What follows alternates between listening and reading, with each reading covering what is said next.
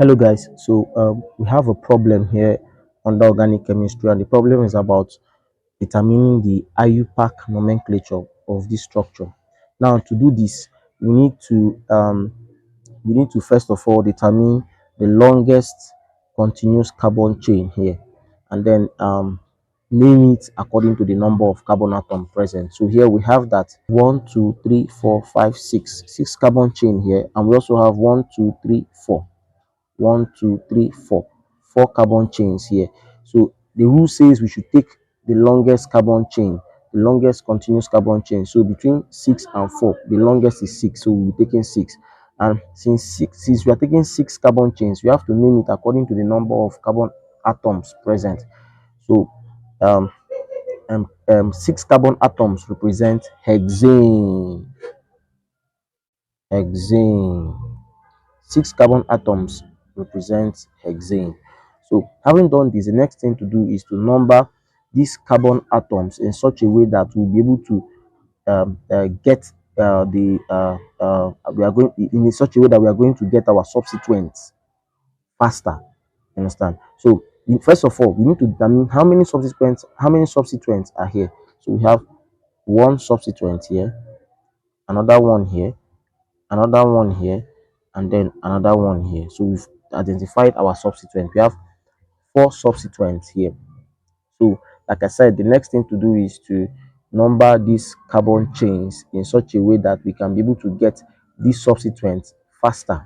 So in doing this, we need to calculate both from the left hand side and the right hand side, and then we compare both of them, which one is faster to get this substituent. So starting from the left hand side, we have that starting from the left hand side, counting the number of carbon atoms, we have that 1, 2, 3.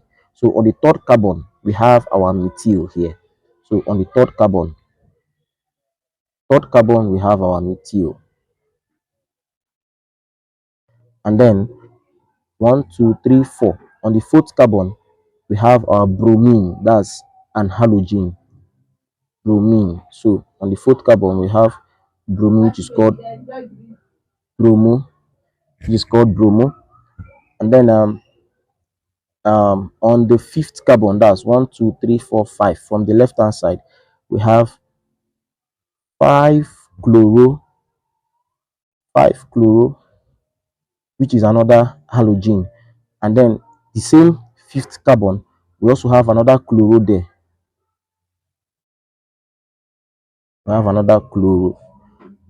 So we have now identified the positions of our substituents, counting from the first carbon on the left hand side. So all of this represent left hand side. Now we have to do the same thing from the right hand side, and then we compare. So counting from the right hand side, the first carbon here, we have 1, 2. So on the second carbon, we have 2 chloro, 2 chloro. Still on the second carbon, we have another chloro,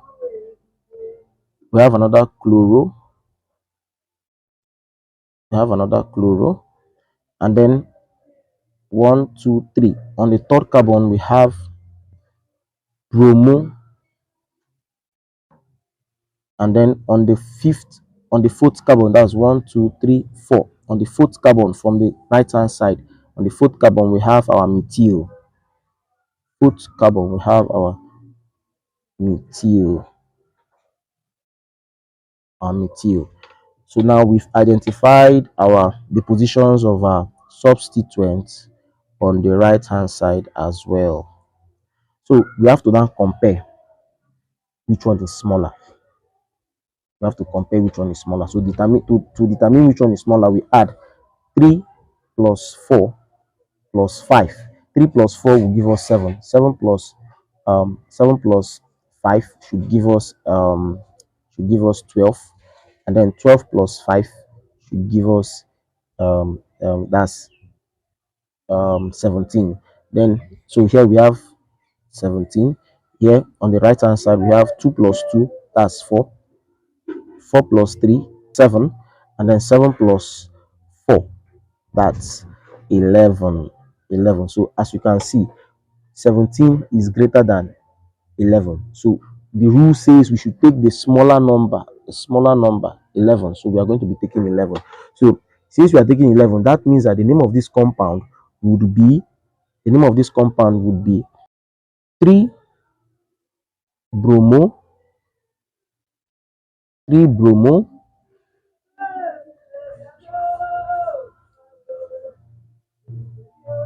2,2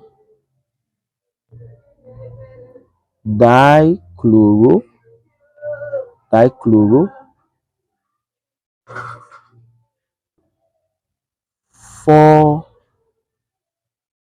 methyl 4 methyl hexane. That's the name of the compound. 3 bromo 2,2 dichloro 4 methyl hexane.